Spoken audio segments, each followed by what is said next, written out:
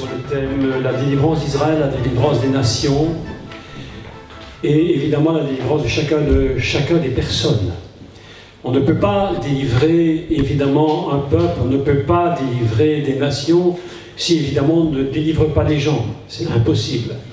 Et la délivrance d'Israël, la délivrance des nations, parce qu'il n'y a aucune nation qui ne puisse être vraiment libérée si Israël n'est pas libéré. Je sais que dans le monde dans lequel on est, et ça a toujours été comme ça, je pense, les gens n'ont pas compris le rôle d'Israël. Le rôle d'Israël, c'est un peuple qui a été créé par Dieu volontairement. Il y avait un imam qui avait voulu contredire un pasteur et il avait invité ce grand pasteur dans une conférence. Et puis l'imam s'est levé et il a voulu prouver que le Fils de Dieu c'était une grande erreur et que Dieu ne pouvait pas avoir de fils parce qu'il n'avait pas de femme. Alors le pasteur lui-même qui était là ne savait que répondre et il s'est fait complètement piéger par cet homme qui était entre guillemets un très grand érudit dans le Coran et dans la pensée islamique. Alors moi je l'ai écouté, puis je me suis dit, mais comment il ne se défend pas, il n'a rien à dire. En fait, il n'avait rien à dire. Vous savez pourquoi? Simplement parce qu'ils ne comprennent pas eux-mêmes quel est le rôle du Fils et qui est le Fils. Alors je me suis posé la question, mais comment ne peuvent-ils pas comprendre? La réalité, c'est qu'ils ont confondu deux choses. Ils ont confondu la création et la procréation. Il y a véritablement une différence. Lorsque l'on parle de bara, pour tous mes amis qui sont ici et qui connaissent l'hébreu suffisamment maintenant, ils ont évidemment réalisé que le verbe bara, créer, c'est un mot qu'on n'utilise jamais sauf pour Dieu.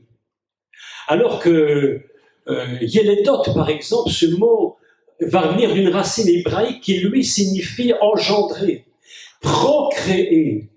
Et lorsqu'on dit que Dieu a créé et que le Fils de Dieu est venu sur terre, tout le grand secret du Messie, ce n'est pas un Fils qui a été procréé, c'est un Fils qui a été créé. On n'est pas du tout dans le même raisonnement. Et souvent, j'ai remarqué que même dans l'Église, beaucoup de personnes, même de pasteurs, pas tout le monde, et évidemment, je dis toujours pas tout le monde, parce qu'on ne pourrait pas le dire, ce serait absolument faux, mais beaucoup n'ont pas fait la différence entre un Dieu qui crée et un Dieu qui procrée. On n'est pas dans le même système. Donc, lorsque Dieu va j'avais donné dans le séminaire que j'avais fait l'autre jour avec Weiler, expliquer la nature de cette création et du Messie, qu'en réalité même Israël, fondamentalement, n'est pas un peuple procréé, même s'il est vrai que les enfants d'Israël ont été faits avec des hommes et des femmes, évidemment, comme nous tous qui sommes ici, nous avons été procréés. Mais avant que nous soyons procréés, avant que tout cela n'ait été fait, il y avait là-haut. Quand je dis là-haut, c'est vraiment une grosse idiotie, parce que quand on dit là-haut, c'est pour se comprendre. Parce que si je dis là-haut, j'ai l'impression que Dieu est très loin, qu'il n'est pas ici, alors qu'en fait, il est ici maintenant, à cet endroit, donc il n'est pas là-haut, il est en bas. Mais enfin, c'est pour se comprendre, sinon on ne comprendra rien. Donc je dirais que là-haut, avec une grosse erreur, mais enfin on se comprend, nous-mêmes, nous avons été créés avant que nous ne soyons ici-bas. Avant que nous n'existions physiquement, déjà Dieu avait, dans son plan éternel, divin, nous étions existants et vous existiez. Israël, fondamentalement, existe depuis la nuit des temps. Et c'est pourquoi le but d'Israël, il faut écouter les enseignements qui sont en train de se mettre progressivement en ligne sur ce que j'ai donné comme enseignement lors de mon dernier séminaire à Weiler. C'était important de comprendre ces choses, que si Israël n'est pas libéré, le monde ne peut pas être libéré. C'est impossible. D'ailleurs, si le monde est sauvé par le Messie, c'est parce que Israël existe. Et qu'Israël est le réceptacle messianique. Et que le réceptacle messianique, à un moment donné, il va se produire un problème dramatique. c'est que ce peuple va être mis, le réceptacle lui-même, tout du moins en partie, va être mis en exil. Et le thème d'aujourd'hui, c'est la délivrance du réceptacle. Non pas seulement la délivrance d'un peuple qui s'appelle Israël, mais plus que ça. C'est la délivrance d'un peuple porteur de la notion messianique fondamentale et éternelle créée par Dieu avant toute chose. Et si Israël est créé sur terre à travers un principe de la procréation des hommes et des femmes juives, avant tout, il était créé. C'est pourquoi je dis, il est plus que temps, et je le dis vraiment, que dans l'Église, on fasse une différence pour que l'on puisse résister, mes amis, à des personnes comme les imams, qui je ne leur reproche rien. Je dis simplement, ils ont besoin d'une révélation. Alors je ne dis pas cet islam, cet imam qui ne comprend rien, alors qu'évidemment, il aurait fallu un pasteur au moins au niveau pour résister. Les gens viennent chez vous, les témoins de Jéhovah frappent à la porte, toc, toc, toc, c'est moi. Et bon, les chrétiens n'arrivent même pas toujours à leur parler, à leur résister, à leur théologie. Alors ce qu'ils ont fait, c'est très simple.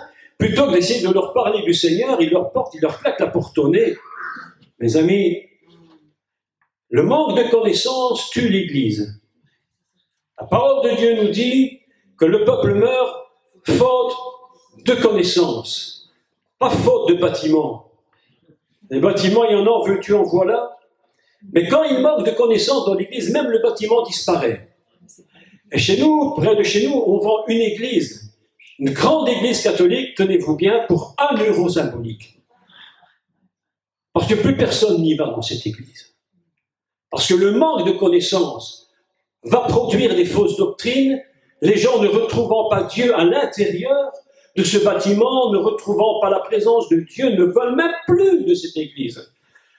Donc, voilà que dans la ville de Binche en Belgique, là où il y a les Gilles, pour ceux qui connaissent les Gilles de Binche, qui connaît les Gilles de Binche? Bon, il faut venir en Belgique parce que la Belgique c'est unique, attention. Ne critiquez pas, attention. Comme la Binche, l'église, mes amis, est à 1 euro symbolique. Et quand c'est du carnaval, je vous dis, il passe devant l'église, il dépense des sommes colossales pour faire le carnaval et l'église est à 1 euro. Vous savez pourquoi? Parce que le réceptacle est complètement exilé. Les réceptacles ont été exilés. Les mots, la parole de Dieu est en exil. La parole de Dieu est en exil. Et c'est ainsi qu'il faut ramener le réceptacle. Il faut ramener Israël. Il faut reprendre ce réceptacle et le ramener là où Dieu veut qu'il soit. Et le but de Dieu, c'est de ramener son peuple. Ramener Israël fondamentalement là où il doit être géographiquement, spirituellement, émotionnellement. Dans tous ces domaines, il faut ramener le peuple d'Israël. Donc le but de ces enseignements qui seront faits dans les jours qui viennent, c'est d'expliquer la délivrance, parce qu'il faut délivrer le peuple. Parce que lorsque le réceptacle Israël est complètement enfermé dans son système, lorsqu'il est enfermé, qu'il est emprisonné, il va falloir une puissance absolument gigantesque. Parce que pour sortir un réceptacle comme Israël, il ne faut pas simplement le désir ni des idées d'homme, il faut une puissance de Dieu, du surnaturel à un niveau tel qu'on n'a même pas encore saisi toute la réalité et l'ampleur de la puissance que Dieu va utiliser pour libérer son peuple. Pourquoi? Ben écoutez, je vais vous dire, si vous devez transporter une fourmi, ça ne vous coûte rien, tout le monde le fait, un enfant. Le jour où vous devez transporter un éléphant, il vous faut au minimum un camion. Ah oui! Comment voulez-vous? On ne libère pas Israël comme on libère n'importe quoi. C'est pourquoi lorsque Israël est complètement enfermé et exilé dans cette prison, et vous vous souvenez parfaitement bien que lorsqu'Israël était enfermé dans l'Égypte, lorsqu'il était en exil en Égypte pendant, on dit 400 ans, mais enfin bon, soyons pas compliqués là-dessus, sur les années, c'est moins que ça, mais bref, il a fallu que Dieu déploie 10 plaies d'une puissance absolument gigantesque pour libérer ce peuple. Et pour construire le réceptacle, il va falloir 10 paroles que Moshe recevra sur la montagne. Tellement ce peuple a besoin de toute la présence de Dieu. Mais voilà que le peuple d'Israël est donc en exil. Il va falloir ramener ce peuple et qu'il puisse reprendre la place qui est sienne, afin que le monde puisse et lui-même être libéré. Les rabbins nous disent une chose absolument importante et véritable. Ils nous disent qu'il va falloir qu'Israël, c'est ce qu'ils appellent la délivrance finale. Alors j'aime beaucoup cette expression des rabbins, la délivrance finale. Pourquoi? Ça veut dire qu'après celle-là, il n'y en aura plus. Mais avant ça, il en a fallu plusieurs de délivrances. Mais lorsque Israël va connaître sa délivrance finale, la Bible nous enseigne par les prophètes que toutes les nations monteront à Jérusalem. Pourquoi? Parce que les nations elles-mêmes passeront par le processus d'une délivrance. C'est pourquoi on en a parlé des milliers de fois. Le monde, en réalité, est profondément ce peuple, parce que inconsciemment, ou consciemment, mais sûrement plutôt inconsciemment, ils ne savent pas que le monde et l'univers entier fonctionnent sur le principe de l'Israël totalement céleste, et qu'il va falloir que ce céleste vienne habiter le terrestre pour que les nations du monde profitent de la libération lorsque le Mashiach va revenir. Est-ce que vous me suivez? Si vous ne me suivez pas, vous me le dites, hein? Le but aujourd'hui, en introduction, ce n'est pas d'expliquer la délivrance tout de suite, mais c'est d'expliquer la raison de l'exil. Quelle est la raison pour laquelle le monde est exilé? Voilà une question très importante. Il y a eu 4 très grands exils en Israël, dont le premier, je vois l'opportunité de bien vous en parler. Le plus grand, qui est le plus connu, mais il y en a un autre encore, il y en a d'autres d'exils. Mais le plus grand exil connu, c'est Babylone le premier. Et pas par hasard, c'est le premier. Le deuxième, c'est la Perse, l'exil perse, puis l'exil grec, et pour terminer, l'exil romain, qui est toujours en cours, mais qui se termine progressivement. Mais il y a d'autres exils. Le premier exil qui était Babylone, c'est tout un sens. Il y a un grand secret de Torah qu'il faut apprendre. Très grand secret. C'est que lorsqu'une chose apparaît pour la première fois ou dans la toute première fois, c'est là que cette chose prend tout son sens. Donc, lorsque les rabbins vous expliquent que tel mot apparaît pour la première fois dans la Bible, ou dans la Torah, donc évidemment dans la Torah, en général, c'est là que le mot va expliquer réellement ce que veut dire le mot. Quel est son fondement réel? Est-ce que vous me comprenez bien? Et Babel, donc l'exil babylonien, donc Babel, c'est le premier grand exil que l'on connaît sous cette forme. C'est pas par hasard. Je vous expliquerai pourquoi. J'ai écrit ici Babel. En hébreu, on dit Bavel. Hein, et puis pourquoi il vaut 32, 2 et 7. Je vous expliquerai pourquoi. C'est pas par hasard. Il y a un secret qui se cache dans le mot. C'est ça que nous aimons, nous qui faisons de l'hébreu, c'est de chercher les mots. De chercher dans les lettres, les secrets de la lettre, parce que vous savez que chaque lettre est un réceptacle qui contient totalement Dieu, et que si ce mot est exilé, il perd sa force. Donc nous avons besoin de ramener le mot et comprendre ce qui est dans le mot ou dans la lettre pour saisir de quoi il s'agit réellement. Donc voilà, je voudrais donc parler de 2 types d'exil. On va parler de 2 types d'exil pour qu'on puisse comprendre comment ramener ces exils et être délivrés. Le premier type d'exil, c'est un exil qui se produit à cause de la désobéissance. Lorsque le peuple d'Israël va désobéir, le grand problème qui va se poser, c'est que Dieu va l'exiler. Nous avions dit déjà, mais c'est important de le redire pour ceux qui ne le sauraient pas, pour ceux qui l'ont entendu déjà et entendu, réentendu, mais ça ne fait que rafraîchir la mémoire. Pour les autres, c'est une découverte. C'est que la terre d'Israël n'est pas une terre comme toutes les terres. La terre d'Israël est une terre, comme il est écrit dans le livre de Yehoshua, Josué, c'est une terre qui ne supporte pas le péché. Elle ne supporte pas le mal. Si vous allez sur la terre d'Israël, vous analysez le sol, une pierre est une pierre, d'apparence elle est la même, pourtant elle n'est pas la même. Et Dieu va faire une déclaration importante, il dit, Israël c'est mon pays. Il dit, c'est mon pays. Aujourd'hui, les Juifs peuvent se dire, Israël est notre pays. Dieu dit, Israël est mon pays. Et je le donne à qui je veux. Et si tu n'en es pas digne, eh bien je te mettrai en exil et je donnerai la terre à un autre. Oui ou non?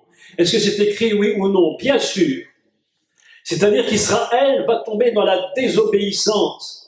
Et Dieu lui avait donné les 10 paroles lorsque Moshe était sur la montagne, et il lui avait dit, dès le départ, ça fait partie des tout premiers commandements de Dieu, les tout premiers. Je suis l'Éternel qui t'ai fait sortir du pays d'Égypte. Alors, c'est absolument fantastique parce qu'il lui dit, c'est moi l'Éternel qui t'ai sorti de l'exil. Tu étais complètement enfermé, je t'ai sorti de l'exil, c'est moi l'Éternel ton Dieu qui t'ai fait sortir du pays d'Égypte, de la maison de la servitude. Tu n'auras pas d'autre Dieu devant ma face. Tu ne te prosterneras pas devant les idoles. Tu ne feras pas d'image taillée. Tu auras un seul Dieu. Et si tu te prosternes devant les autres idoles, devant des idoles, Dieu dit, à ce moment-là, il y aura une punition qui viendra, une sentence. Et il dit, eh bien, je me souviendrai de cela. Et je vais te donner jusqu'à 3 et 4 générations quelque chose de terrible. Quelles sont ces 3-4 générations? C'est pas tout ce qu'on nous raconte aujourd'hui. C'est l'exil, mes amis. Si vous prenez l'exil d'Israël, vous allez regarder qu'en réalité, 70 années, c'est pourquoi Babel vaut 7. Babel, c'est le symbole même de l'exil, c'est le symbole de l'exil. Lorsque le peuple d'Israël est totalement dans le péché, dans l'idolâtrie, mais vous savez, l'idolâtrie, ça n'est pas ce qu'on imagine, eh bien, il y a un exil. Et c'est pourquoi le peuple d'Israël va rentrer dans un cycle d'exil terrible. Et il lui dit, ce sera jusque 3-4 générations. Mais lorsque la génération arrive à se terminer, eh bien, Daniel se rappelle qu'il était dit qu'il y avait 70 années. 70 années, et 70 années, c'était où? C'était en Babylone, oui ou non? Et Babylone, c'est quoi? C'est le symbole et le cycle d'un exil absolument fondamental. Lorsqu'on parle de Babylone, c'est un exil. Le monde, mes amis, est en exil aujourd'hui. Bien que nous soyons tous dans notre pays, les Français sont en France, les Belges sont en Belgique, sauf tous ceux qui viennent habiter chez nous, et nous qui venons habiter chez vous, etc. Même les Chinois, le monde entier est en réalité en exil. Pourquoi? Parce que la Bible nous parle non plus de Babylone, mais elle nous parle de Babylone la grande. Avant, c'était Babylone la petite, qui nous a déjà fait beaucoup de soucis. Maintenant, c'est Babylone la grande qui met le monde dans un système absolument horrible. C'est-à-dire que tous les Français qui sont en France et qui n'ont pas connu le Seigneur, et même ceux qui l'ont connu parfois ne comprennent même pas qui il est, sont réellement un peuple en exil. La France est exilée par rapport à ce qu'elle devrait être réellement. La Belgique est un peuple en exil, tout en étant dans sa propre terre. Les Chinois, les Américains sont en exil, même en étant dans leur propre terre, parce qu'ils sont sous l'influence de Babylone la Grande, et on est dans un cycle d'esclavage, un cycle d'emprisonnement. Le monde aujourd'hui ne sortira jamais de ces exils s'il n'y a pas une intervention surnaturelle de grande ampleur. Et si Dieu ne fait pas quelque chose de surnaturel et d'immense, nous resterons dans ces exils. Mais d'où vient cet exil? Comment s'est-il produit? Donc je continue, pour ne pas aller trop vite. Première cause de l'exil, la désobéissance. Lorsque nous adorons vraiment ce qu'on appelle adorer autre chose que Dieu, cela produit des exils. Regardez, je prends l'exemple de la France parce qu'on est en France. Lorsque la Révolution française est venue, ils n'ont plus voulu de Dieu. On a dressé une statue qu'on promenait dans les rues et on lui faisait un culte, et le monde et la France est complètement écroulée sur ce système. Il est temps aujourd'hui que ces pays reconnaissent qu'il y a un Dieu et qu'ils se retournent de nouveau vers Dieu pour être libérés de ces exils. Premier style d'exil. Deuxième type d'exil, c'est un exil qui, lui, Dieu nous met volontairement dans un lieu pour construire quelque chose. Dieu va nous placer dans un endroit pour que nous puissions construire quelque chose. C'est-à-dire que Dieu va mettre Israël dans un système très complexe pour qu'il puisse enfin se construire sa propre maison. Israël, c'est la terre d'Israël qui est promise. Et pour que cette terre existe, il va falloir que Dieu mettre le peuple dans un système d'exil pour qu'il comprenne comment cette terre va se construire. Un troisième type d'exil, et je vais expliquer ça en détail, c'est par exemple quelque chose de très complexe. C'est l'exil pour construire une maison, construire un foyer. Vous allez me dire, mais tu me racontes quoi? Eh bien, lorsque vous vous mariez, lorsque mon épouse et moi nous sommes mariés, j'ai quitté mon père et ma mère, et Dieu avait dit dans la Bible, l'homme quittera son père et sa mère, il s'attachera à sa femme. Mais qu'est-ce que c'est que quitter sa maison pour partir dans un autre endroit? C'est un exil. Et lorsque l'épouse quitte sa maison pour partir dans un autre endroit, c'est un exil. Et il va falloir que les deux exils se mettent ensemble, les deux exilés, pour construire une nouvelle maison.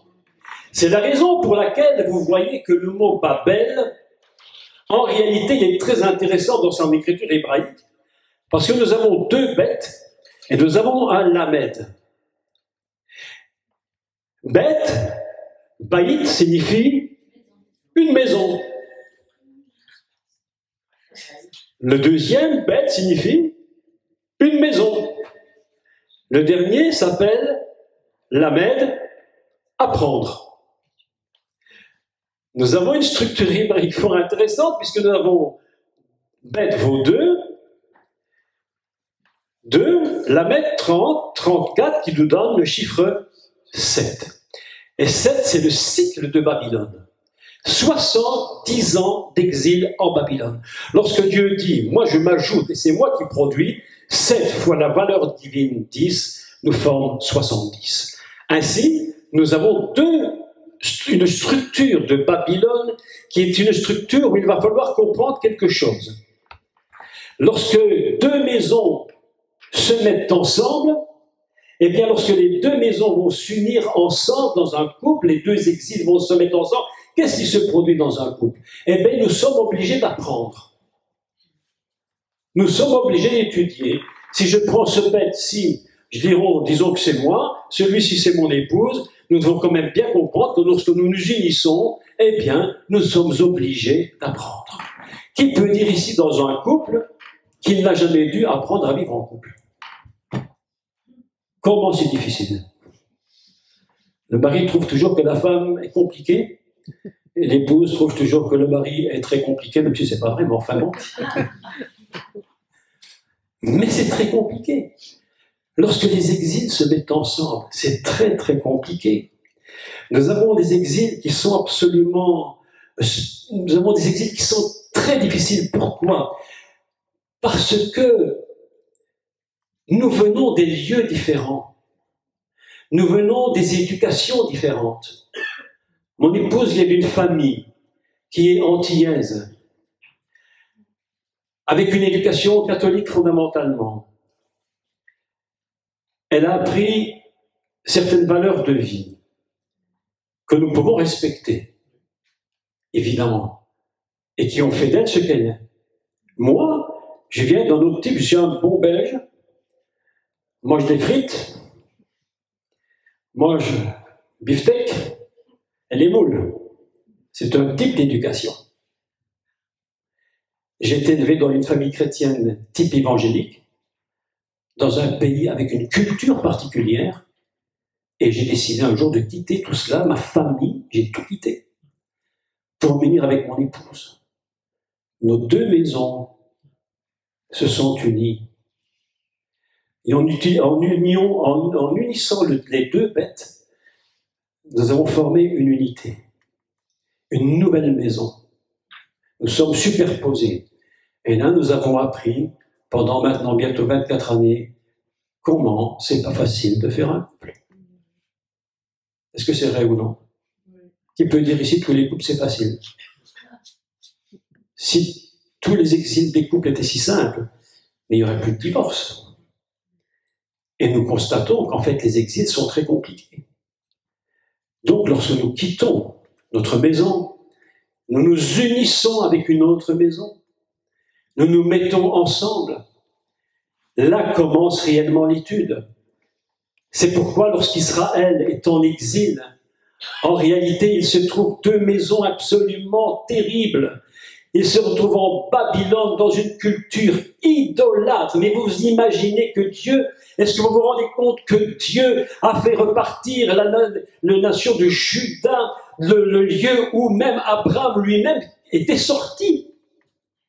Il le fait retourner dans la terre de Babylone, là même où il n'aurait jamais dû retourner. C'est pourquoi le premier exil Babylone a tout un sens. C'est le retour à l'endroit où tu avais quitté la première fois, où tu ne devrais jamais retourner. J'ai vu une émission il y a 2 jours sur la TV, très courte, la télévision suisse romande, qui expliquait que des jeunes qui avaient quitté leurs parents pour faire leur vie, après les problèmes qui se sont produits, des problèmes économiques, ils perdent leur travail, ils perdent tout, ils se retrouvent sans ressources, qu'est-ce qu'ils font? Ils sont obligés de retourner où? Chez les parents. Et là, la cohabitation devient extrêmement compliquée. Pourquoi? Parce que c'est un exil, et ils retournent de nouveau dans une terre où ils en étaient sortis. Et maintenant, il va falloir tout rebâtir. Donc la difficulté est immensément grande.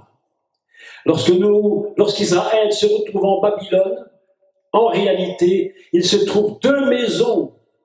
La maison Babylone et la maison Israël. Et là, ils vont commencer de réfléchir. Les années vont passer et ils vont réfléchir. Et ils vont se dire comment en sommes-nous arrivés à ce niveau?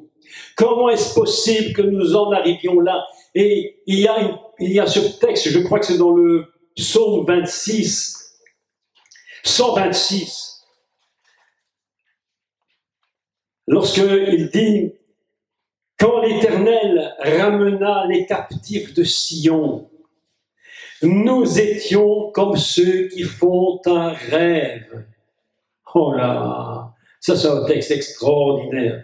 Alors notre bouche était remplie de cris de joie et notre langue de chants d'allégresse. Alors on disait parmi les nations, écoutez le texte, on disait parmi les nations.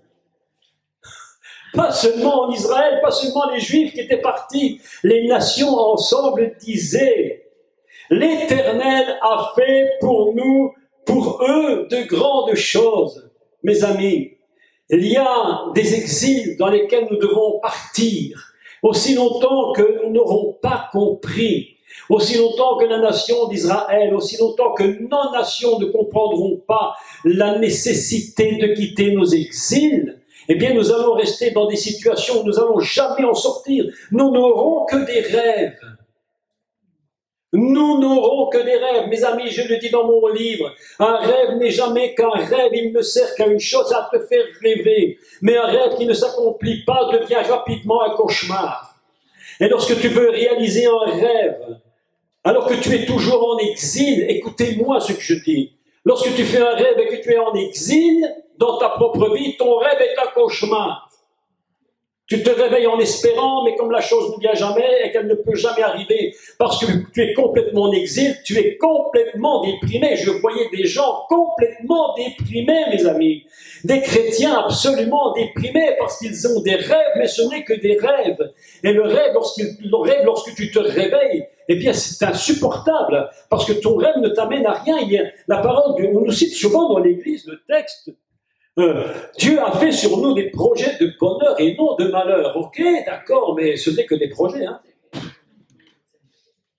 Un projet, c'est un projet. Tu peux rêver de construire l'Empire State Building dans ton jardin. Hein. Tu peux rêver. Mais c'est qu'un projet. Autrement dit,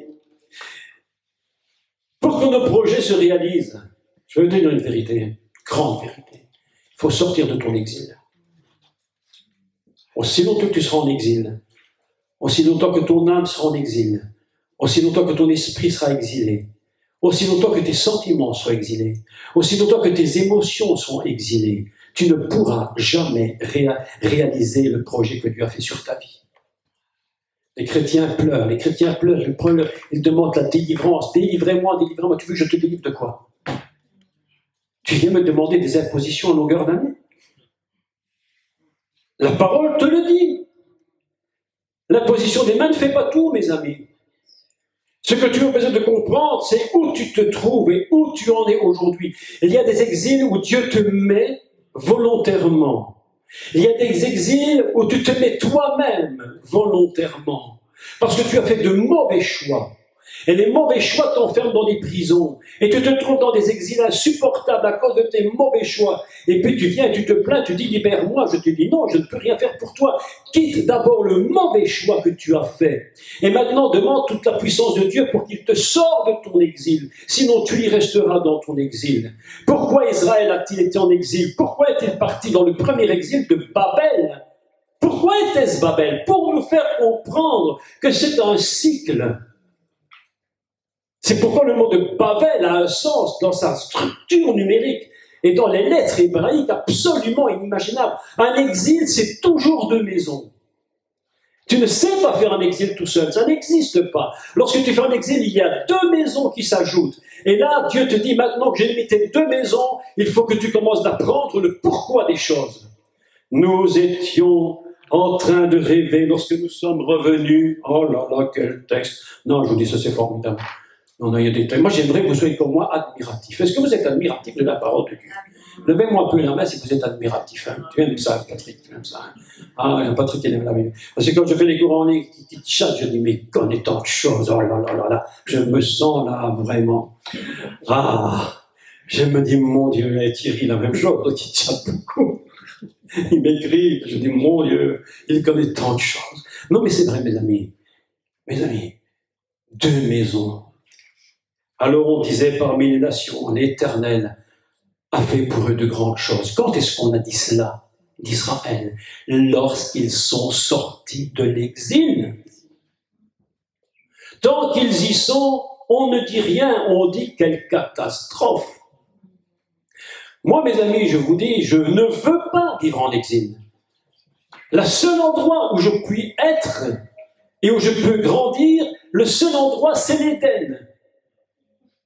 Le seul endroit où nous ne sommes pas en exil, c'est en Éden. Lorsque nous sommes en Éden, il n'y a plus d'exil. Thierry, il n'y a plus d'exil là. Là, tu es dans ton terrain et dans ta terre.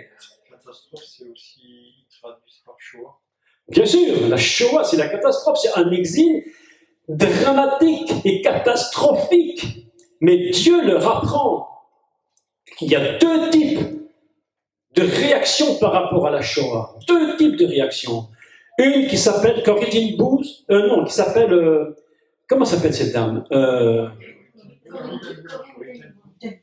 Corrie ten Boom, hein, c'est ça. Oui, c'est la femme, l'hollandaise, je crois, si je ne me trompe pas.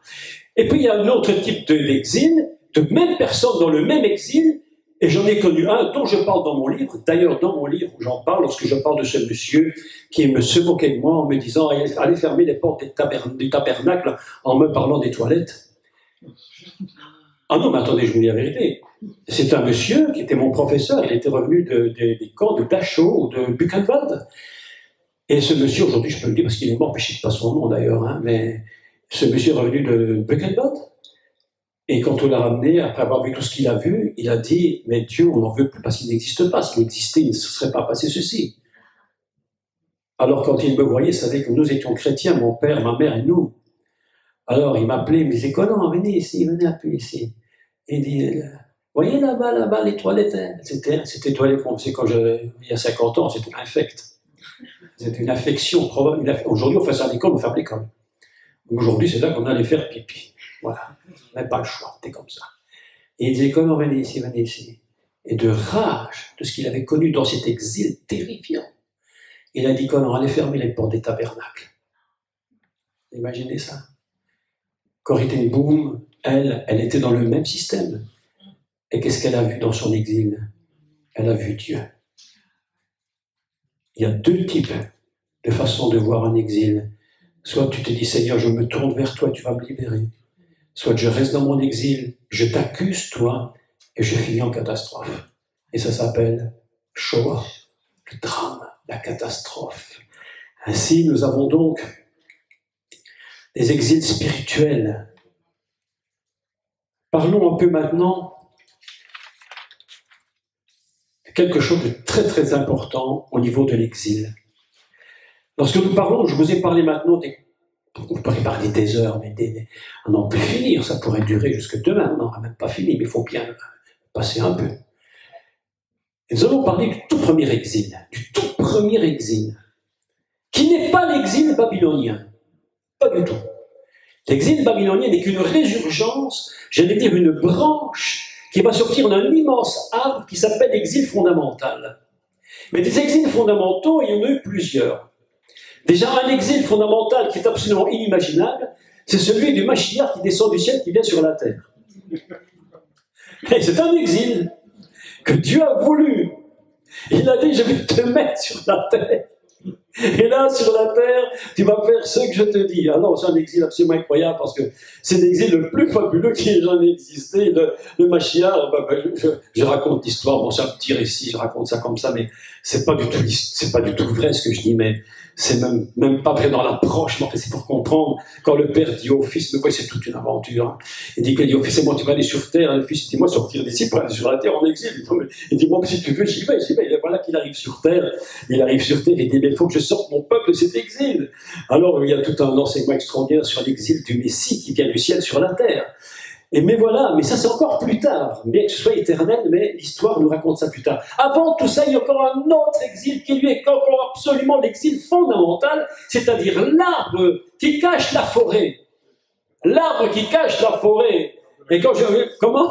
L'arbre de la connaissance. Ah, oh là là là là. Non, oui, mais ça vient de là, mais ce n'est même pas l'exil encore. Là, c'est la préparation de l'exil. C'est la préparation de l'exil. D'accord? Est-ce que j'explique ou non? Bon. Toujours voir si ça vous intéresse.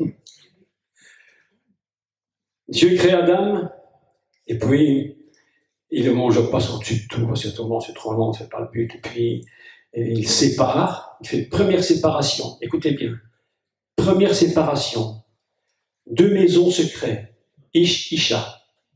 Elle dit, maintenant tu vas apprendre à vivre. Babel. L'idée fondamentale de deux maisons qui sont séparées pour s'unir, n'en faire qu'une pour apprendre. On est déjà dans une première idée. Parce que Babel, tout en étant une catastrophe, en même temps nous apprend beaucoup de choses au niveau de la structure du mot. Et voilà que les deux maisons sont séparées.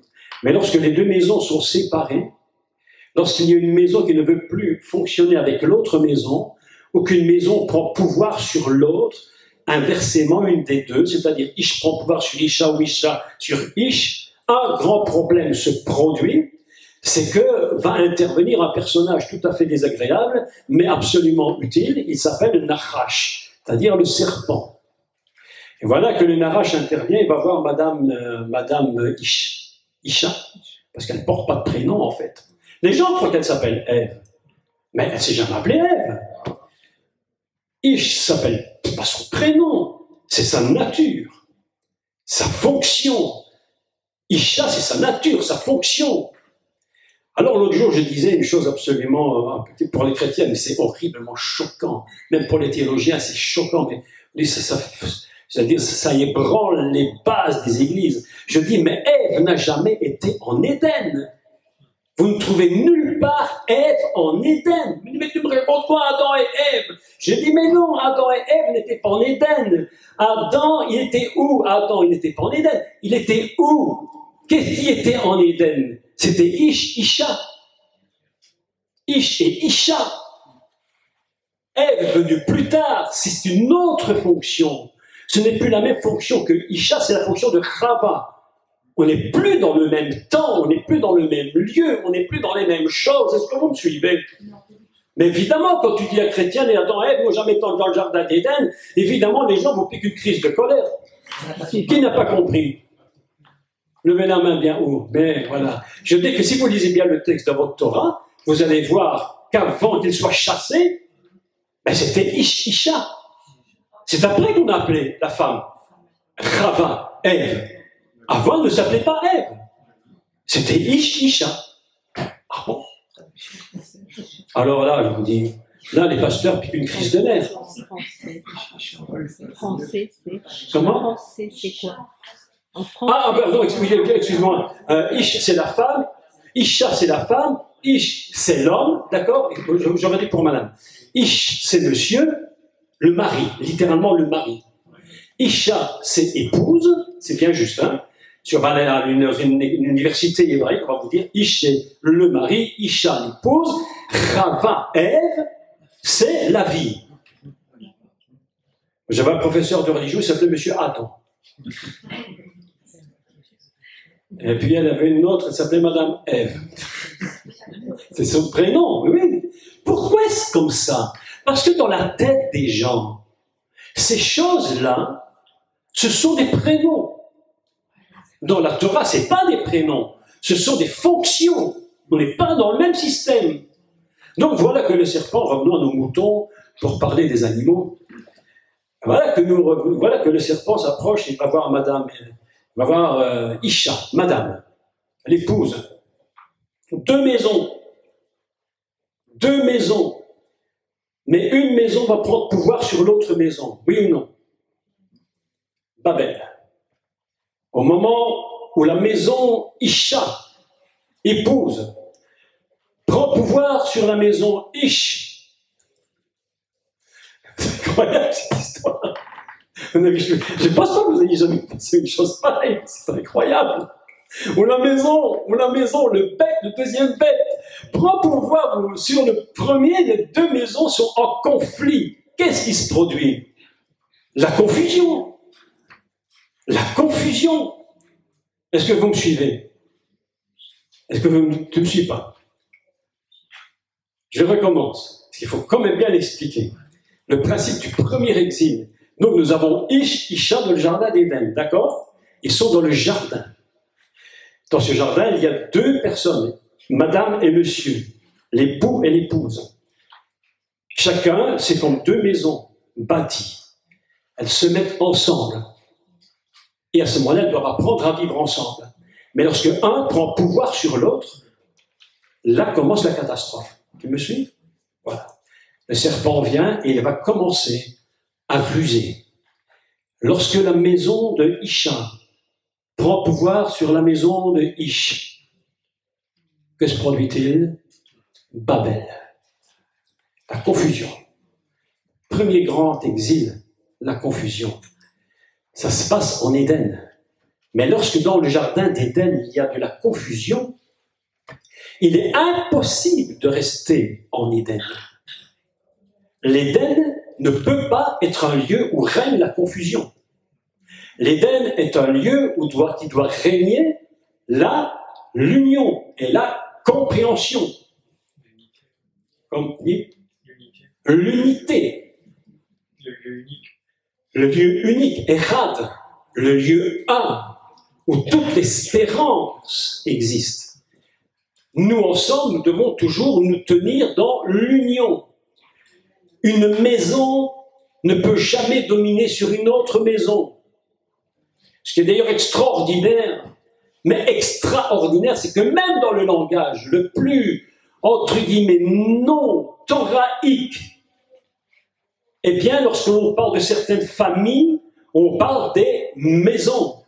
On va dire la maison de tel groupe en France, la maison de telle famille de princes, la maison de telle famille. Et lorsque les maisons s'unissent, ils essayent de s'unir entre ces maisons pour garder le niveau social. Vous comprenez cela? Même le monde comprend ce principe des maisons.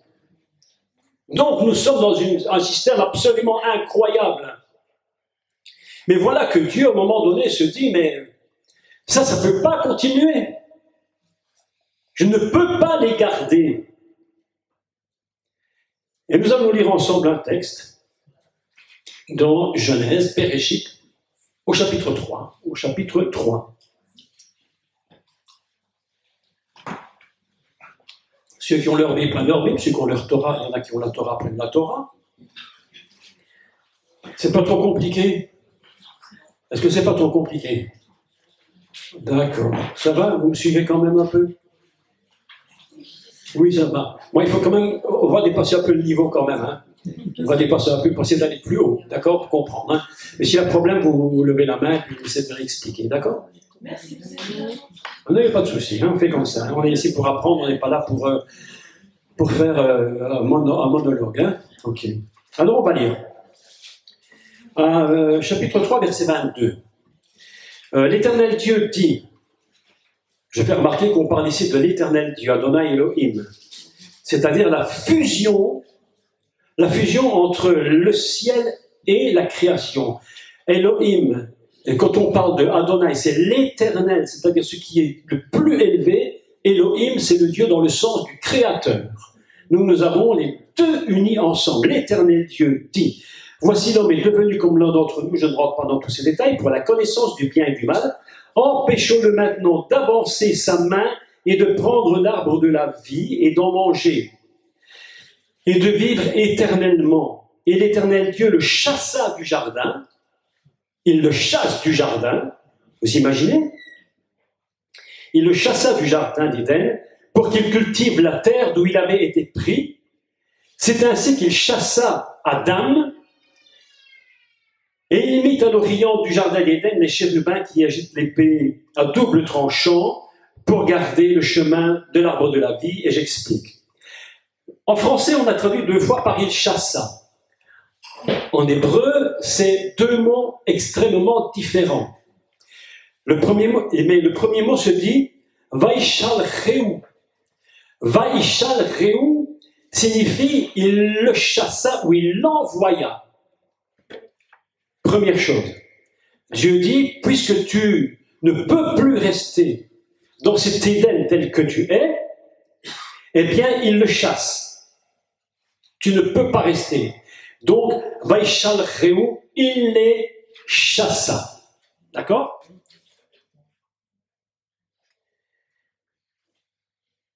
Puis, deuxième mot, et là c'est beaucoup plus compliqué à comprendre. On dit, le deuxième, il le chassa, se dit Vaïgaresh. Vaïgaresh se traduit par il divorça. Il divorça. Dieu, l'Éternel Dieu, se rend compte qu'il y a quelque chose qui ne peut pas fonctionner. Il ne peut pas garder son Adam. D'ailleurs, lorsqu'il s'adresse à Ishisha, en réalité, il l'appelle Adam, c'est-à-dire la fonction fondamentale. Et il dit, il n'est pas bon que tu restes là, tu ne peux pas y rester. Il va le chasser. Et la deuxième chose, elle nous dit, et il divorça. Ah, nous apprenons d'abord une chose, c'est qu'il y a un exil de la maison parce que Dieu ne veut plus qu'il soit là. Et deuxième chose très grave, c'est qu'il y a un exil de la terre.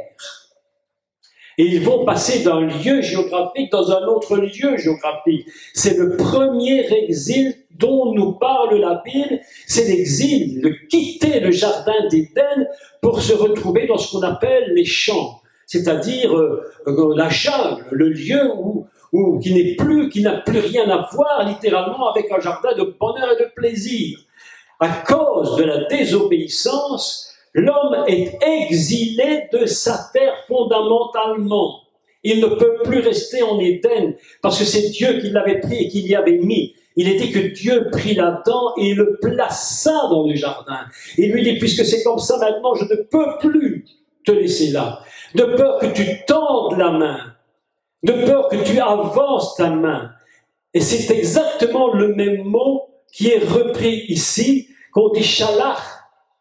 Quand on va dire, il dit ceci, et c'est une particularité texte hébreu, il dit pen ishlach yado velakach gam me etz. J'explique, vous allez voir quelque chose de très surprenant. De peur, je ne veux pas, donc il dit, de peur qu'il avance sa main. Et le mot avancer sa main, c'est le même mot que il le chassa. Regardez, c'est le même mot. Pour ceux qui connaissent un peu l'hébreu, les autres, je vous l'explique. C'est le même mot qu'il avance sa main. Je ne peux pas le laisser avancer sa main. Regardez bien ceci, comme c'est incroyable. Avancer sa main était suffisant pour prendre de l'arbre. Juste une coudée, un mouvement de bras pour prendre le fruit de l'arbre de la vie. Je ne peux pas qu'il avance sa main. Il dit de peur. En hébreu, on dit peine. Pen ishlach, de peur qu'il avancera sa main. Et il continue en disant, et qu'il ne prenne aussi de l'arbre. Écoutez, c'est intéressant. Le petit mot aussi, que vous ne trouverez jamais dans votre Bible en français, a été supprimé. Louis II a supprimé le mot aussi. Mais quand on dit aussi, ça veut dire qu'il fait autre chose en même temps. Je fais ça et aussi ça. Mais le mot en français était supprimé. En hébreu, il dit « et qu'il avance aussi sa main pour prendre de l'arbre de la vie ». C'est-à-dire que Dieu dit « dans ton exil, si tu restais dans le jardin, tu aurais la capacité de faire deux choses. » Donc, autrement dit, de prendre de l'arbre de la vie et encore de faire autre chose. Dieu dit, je ne peux pas accepter que tu fasses deux choses à la fois. Tu ne peux pas d'un côté faire ce qui te plaît et en même temps faire ce que je veux que tu fasses. Dieu avait dit, tu prendras de l'arbre de la vie, mais tu peux le prendre, mais tu ne peux pas faire autre chose. Et l'homme a le choix. Lorsqu'on retire le mot aussi, ça veut dire qu'on se trouve dans une complication. Mais lorsque Dieu rajoute aussi, ça veut dire je ne peux pas te permettre de faire les deux choses. Est-ce que vous me suivez? Ainsi, le traducteur Louis II a fait des choses absolument mauvaises dans sa traduction. Il n'a pas voulu rajouter le mot comme si ce mot était en trop. Il a fait une bonne traduction française. Mais la réalité, ce n'est pas une bonne traduction. Et qu'ils prennent aussi, donc en finalité, tu vas faire quelque chose que tu ne peux pas faire, et en même temps, tu vas aussi prendre de l'arbre de la vie. Dieu dit, c'est impossible. C'est impossible. Quand tu es en exil, tu fais ton exil. Et si tu veux retourner à l'arbre, il faut que tu quittes ton exil. Aussi longtemps que tu ne quittes pas l'exil, tu ne retourneras pas à l'arbre. C'est pourquoi le mot « gam » est très important. Ainsi, Louis II nous a fait des grandes erreurs de traduction qu'on pourrait concevoir comme des petites erreurs. En réalité, c'est des drames épouvantables parce que le mot aussi est très important. C'est parce qu'en le retirant, on a l'impression qu'on peut continuer de faire les deux choses en même temps. Et c'est la raison pour laquelle beaucoup de chrétiens font deux choses en même temps. Un pied dans le monde et un pied dans l'église. Un pied dans le monde, un pied pour Dieu. D'un côté, je fais ce que j'aime pour le monde et d'un autre côté, je fais ce que Dieu aime. En réalité, on a retiré le gam et le gam qui veut dire aussi te permet n'importe quoi. Mais si je rajoute gam, ça veut dire que tu sers Dieu, tout simplement. Si je rajoute aussi, tu es dans la catastrophe. Traduction catastrophique. Un seul petit mot d'hébreu est une catastrophe, si tu l'enlèves. Ainsi, Louis II a fait plusieurs erreurs, il a supprimé le mot af également, parce que le mot af l'ennuyait beaucoup, qui veut dire de même que. De même que. Et lorsque le serpent vient, on dit af. Il a de même qu'il aurait, ce qu'il n'aurait pas dit, de même qu'il aurait dit. Et Louis II dit, il supprime le mot af, et alors ça change complètement la lecture du texte. Et ça nous met dans une complication de lecture, et une incompréhension. Voilà donc un premier exil très important qu'il faut comprendre. Il est impossible d'aller à l'arbre de la vie si nous sommes en exil. Israël va devoir quitter son exil. Écoutez, c'est très important. Il va devoir quitter son exil pour pouvoir trouver le Seigneur. Un peuple en exil ne peut pas avoir accès. Et c'est pourquoi Israël aujourd'hui a tellement de difficultés. Je parle d'Israël, je ne parle pas de tous les Juifs. Il y a des Juifs qui ont quitté l'exil parce qu'ils connaissent le Messie. Et je parle de l'idée générale. Israël a besoin de rencontrer son Messie, et pour ça il faut qu'il quitte son exil. Mais Dieu met le peuple en exil parce qu'en exil c'est le lieu où l'on apprend. Vous imaginez la Shoah, deux maisons dramatiques, une maison qui est Israël, et Israël dans une maison qui le est. Et c'est pourquoi je vous disais tantôt, il y a deux types de personnes qui réagissent. Il y a ceux qui réagissent en disant « Dieu, tu vas nous sauver », et qui voient l'espérance, et ils crient « Demain à Jérusalem, demain à Jérusalem ». Et puis il y a ceux qui se tournent contre Dieu et disent « On n'en veut plus de ce Dieu, parce qu'il existait, il n'aurait jamais fait ces choses ». L'exil produit deux types de personnages, oui ou non? Bien sûr, il produit deux types de personnages. Dans l'Église, nous sommes dans le même système, deux types de personnages. Pourquoi j'ai des projets? Pourquoi ça n'arrive pas? Pourquoi ceci? Pourquoi cela? Et on est en train de crier contre Dieu. Alors que Dieu dit, mais réfléchis un peu. Je t'ai mis dans cette situation pour que tu comprennes quelque chose. Les gens se plaignent qu'ils ne comprennent pas. Les gens se plaignent parce qu'ils disent, mais comment c'est possible qu'il m'arrive ceci? Je suis dans une galère. Il y a beaucoup de chrétiens, mes amis, sont dans des exils incroyables. Soit parce qu'ils s'y sont mis par des mauvais choix, soit parce que Dieu leur a permis qu'ils y soient, ou pour toutes sortes de raisons. Mais en finalité, l'exil est un endroit où nous devons apprendre à nous tourner vers Dieu et crier vers Dieu. Aussi longtemps que nous ne crierons pas vers Dieu, mais l'exil restera sur nous. Même les Juifs, lorsqu'ils étaient dans la Shoah, lorsqu'ils étaient à Dachau, à Buchenwald, lorsqu'ils étaient dans tous ces camps de concentration, ils arrivaient encore à pouvoir faire Shabbat, à trouver des solutions pour prier, à pouvoir se rassembler. Mais est-ce que vous savez qu'il y en a même qui faisaient des mariages? Je ne sais pas si vous avez vu ce film incroyable, où en pleine guerre, lorsque les Juifs ne pouvaient plus se rassembler, ils voulaient faire un mariage. Je ne sais pas si vous avez vu ça, c'est incroyable cette histoire. Et ils cherchaient à tout prix un rabbin pour faire le mariage. C'est un film incroyable. Même dans les temps les plus difficiles de l'exil d'Israël, certains encore s'accrochaient en criant à Dieu, mais s'il te plaît, mais libère-nous de cet exil terrible. Les chrétiens ne sortent pas de leurs exils, mes amis. Je vais vous dire, si tu ne sors pas de ton exil, tu risques d'y laisser ta peau. Tu risques d'y laisser ta peau. Un jour, j'avais un monsieur qui m'a dit, bon, on a de la chance, nous les chrétiens, on a déjà sauvé notre peau, c'est déjà ça. Des gens qui ont des mots pour rire. Hein.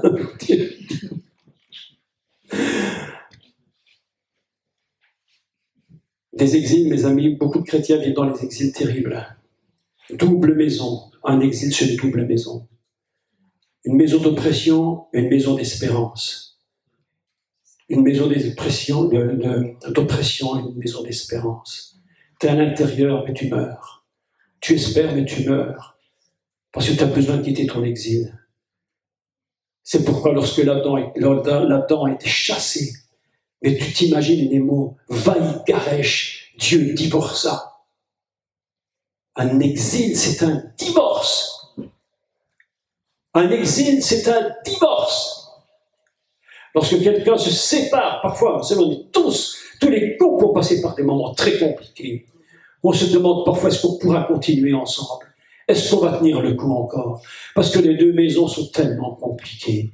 Les deux maisons sont tellement difficiles à ajuster. Parce que lorsqu'on fait un couple et que deux vies se mettent ensemble, il faut tout rebâtir.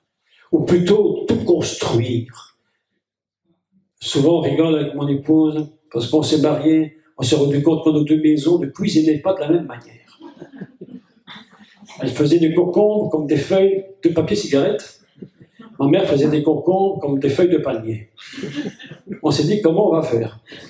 Il faut adapter nos deux maisons pour ne pas tomber, donc on va passer dans l'exil. On était exilés au niveau du concombre. Nous avons donc décidé de faire entre les deux. C'est une plaisanterie, mais c'est une vérité. C'est ça.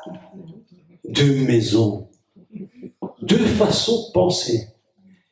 Et je vais vous dire encore une vérité très grande. Il y a des choses que nous pensons que nous ne changerons jamais chez l'autre. Impossible. Elle ne me convient peut-être pas. Peut-être ma façon de penser ne lui convient peut-être pas. Mais il faudra faire avec. Parce que nos deux maisons s'accordent.